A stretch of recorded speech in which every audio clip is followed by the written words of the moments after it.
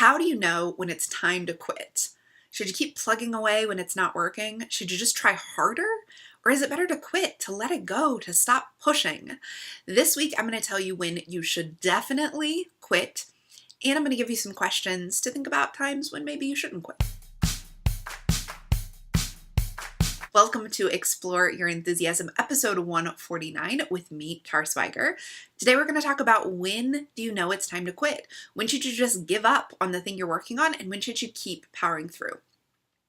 I was asked this question a few months ago, and I've been thinking about it since then because it's a tricky question, and it's a big question, and it's an important question for you and your ongoing joy and enthusiasm in your business. So whenever I talk about this with individuals, I always have two competing instincts, and I usually say one of two things, which are complete opposites. The first one is, I am a huge fan of quitting. Just stop. Just stop doing what you're doing. If it's not working, just stop. It'll give you the energy to work on something you do want to do. I stop reading books all the time. I stop working on business ideas. I stop going through with launches or products. I stop all of the time, and I think it's a fantastic thing for really editing and curating the stuff that you should be working on, that you want to be working on, that's going to be your best work.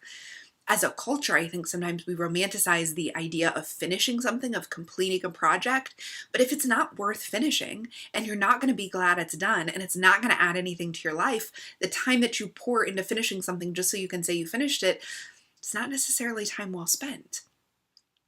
Also, our brains do this thing, psychologists know. It's called the sunk cost fallacy, which is when you think, well, I've already spent X time or money on this, so I need to spend more time and money to finish it in order to make it worthwhile. And that's actually very dangerous, and that can be a very bad use of your resources because it's a fallacy. It's not true. If you spent 20 hours on something and you hate it and you're never going to like it, you shouldn't spend another 20 hours on it. You should let it go. But because we spend the time and energy, what it is we're imbuing it with more worth than it has because we spent the time and energy on it. But it might not have any worth, and it can be hard to accept that. Now, the competing idea is don't quit. You've barely started. I see way too many new business owners quit before they've really given their plan a chance. Often people quit before they've done anything. They spend a lot of time and energy thinking about what they're going to do, and they think their way towards, oh, well, it won't work. But how do you know? How do you know unless you do it? I get so aggravated because so many people quit their business long before they should have ever seen results to begin with, but they're quitting because they didn't see the results they wanted to see. It's just impatience. So how do you know whether you should just quit, stop, like I said, or you should keep going because you haven't given it a fair shake? I have a few scenarios in which I definitely think you should just quit. Like if these things are true, you should definitely quit. And then I have some questions for you to ask yourself if you're not dealing with one of these scenarios. Answering these questions will help you figure out maybe you haven't worked long enough at it. You can find these questions at tarswiger.com/podcast249. So if you are driving right now or washing the dishes and you can't make notes, head over there, click through on the show notes, and you'll see the questions written out so that you can answer them for your own project. Now, the main thing to remember is no one else can tell you when you should quit. Only you know if you're making the right decision. Only you know what is the best use of your time and energy and the things you most want to create in the world. Also, I really want to stress this. You're going to be fine no matter what. Whatever you decide, stop trying to figure out how to get it right and just decide and move forward. If you're going back and forth about quitting or starting something, just make a decision and move on. Spending the time debating the decision is a bigger waste of your time than just doing the thing and it failing, because at least you'll learn something if you do the thing and it fails. Now, here's when you should quit. Number one, don't confuse a strategy for the whole mission. So way back, I'll look it up and I'll link it up, but I did a podcast episode about mission, strategy, tactics. Now, your mission is the bigger piece of what you're doing. It's like I'm trying to have a profitable business, or I'm trying to help people find essential oils and change their life, or I am trying to teach business owners how to have an enthusiastic life in business. That's the mission. The strategy is how you go about doing it. And then the tactics are the individual things you do within the strategy. So you can and should quit individual tactics all the time without giving up on the whole mission. In fact, in order to grow your business, you're going to need to regularly let go of old ways of doing things, old strategies, old plans, old tactics that just aren't working out anymore. That isn't quitting, that's just adjusting and growing. So sometimes we get frustrated that one tactic isn't working, say posting on Instagram with a certain hashtag, so we give up on the whole mission, having a business. I've met people who do that, who are like, well, I tried to do webinars for a month and it didn't work out, so I'm not going to do this whole business. Dude, those things are completely different scales of quitting. So it's crazy because there's a million strategies and there's a trillion tactics. There's so many different tools you can use.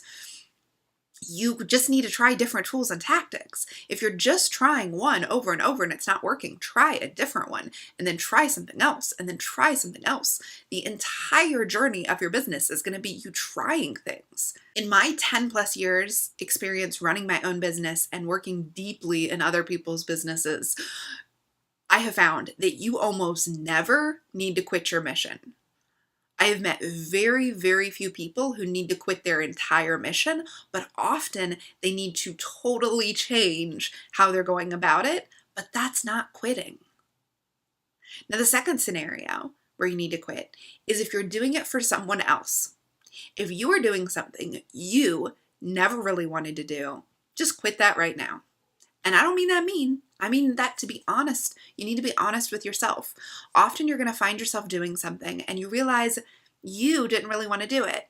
Maybe you're doing it for a friend, or maybe you were doing it to make a parent happy. Maybe you're doing it because you thought it was the right thing to do. Maybe you thought you should want to do it, but you don't. So stop immediately. Definitely quit that. Throw it away. It's fine. You don't need to do it. Now, the third scenario in which you should quit is if the version of you who wanted to do this is an old version of you, and the new version of you, this isn't really in alignment with. So the good news is you're going to grow and change. You're going to become new versions of yourself all the time. This new version is going to want different things than the old version wanted. You're going to look around and realize old you really liked something, but new you is not into it. So quit. Maybe a new version of Tara won't like the podcast.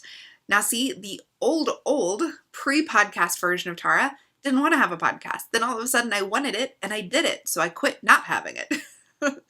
I did my emails. I've quit the ways I do my emails like 500 times and I just do something else. That goes back to don't confuse the tactic for the mission.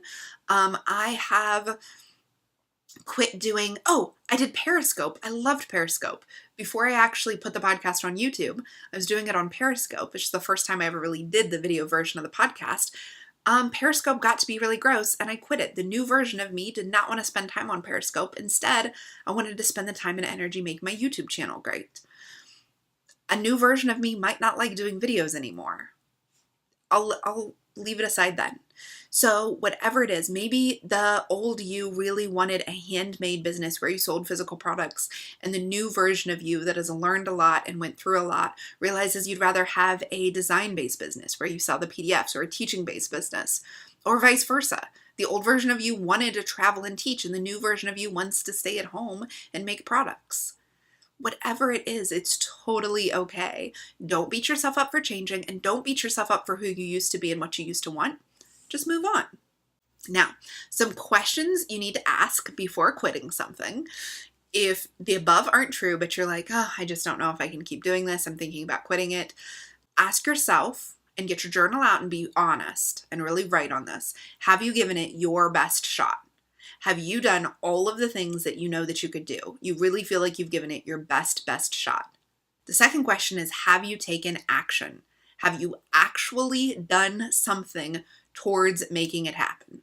Or have you thought about it and you've made a lot of plans and you haven't done any action? And your action is going to be different for every kind of business. For an essential oil business, it's holding and teaching workshops. For a handmade business, it's making the product, taking a picture, listing it on Etsy, or applying to craft shows and doing several craft shows. That's taking action. And then the third, have you taken the level and intensity of action that is required to be to get the results that you want to get. So if you're frustrated you haven't had the results you want to have, 90% of the time, you haven't done the level and intensity of action. And by this, I mean you're doing, let's just talk about a tactic, Instagram. If you're only posting to Instagram once a week, you're not doing the level and intensity of action that's required to be successful on Instagram. Instead, you need to post daily or every other day. If you send out your email once every 3 months, don't quit your email. Do the level and intensity necessary to make it more successful. And if you're wondering, well, how do I know the level and intensity required? You need to look at what other people have done and what other people are teaching. And yes, everything that somebody teaches is not going to be right for you. And there's a lot of people out there teaching you to do things even though they've had no experience or success with it. So you need to be,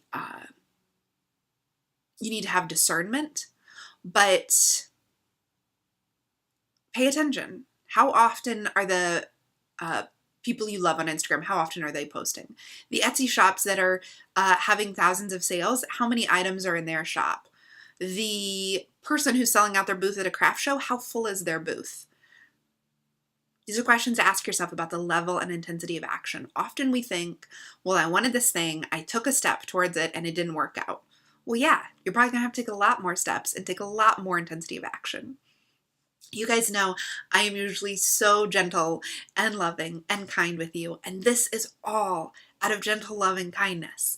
I want you to realistically measure your expectations and your results based on your real life action, because I think that we often want to quit before we've really gone through the action, and it's okay. Like if it's not for you, that's fine. Quit. If you're not going to take the action, then let it go. Accept yourself for that, but don't hold yourself up to a certain level of results if it's not realistic you would have those results with the action you've had. I think that's the gentlest thing you can do for yourself. Be honest with yourself about what you've done and what you're willing to do. Don't beat yourself up for what you've done in the past, and be honest about what you're going to do moving forward.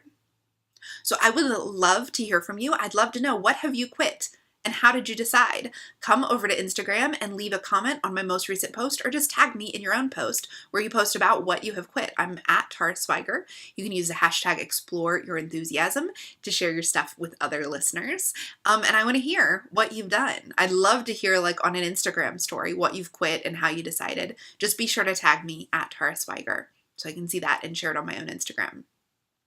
If you enjoyed this podcast, please share it and subscribe over on YouTube or on your favorite podcast app, and then leave a review. On iTunes, you just click the star and you write a little review, and that helps other people like you find it. If you're on YouTube, like the video, hit the thumbs up below this video, and leave a comment. That also helps other people find it, and I just like to chat with you over there. This week's review of the week comes from Pin and Thimble. Thanks, Jillian. She says, Tara Swiger packs so much inspiration and quality advice into her podcast each week. As a former scientist, I was initially drawn to Tara's research-based business and mindset advice. As a handmaker, I'm drawn to Tara's warmth and encouragement, even when she's doling out tough love. Tara knows handmade business inside and out and has a singularly unique ability to break down big picture ideas, complex business concepts into manageable and workable pieces that will help your business. Wednesday is my favorite day because I get to listen to Explore Your Enthusiasm. Thank you, Tara. Well, thank you, Jillian of Pin and Thimble. Thanks so much for that review. If you leave a review, I'm likely to read it on an upcoming episode of the podcast. They make me super happy. They help the show. So thank you so much for being here, and I wish you a very enthusiastic week.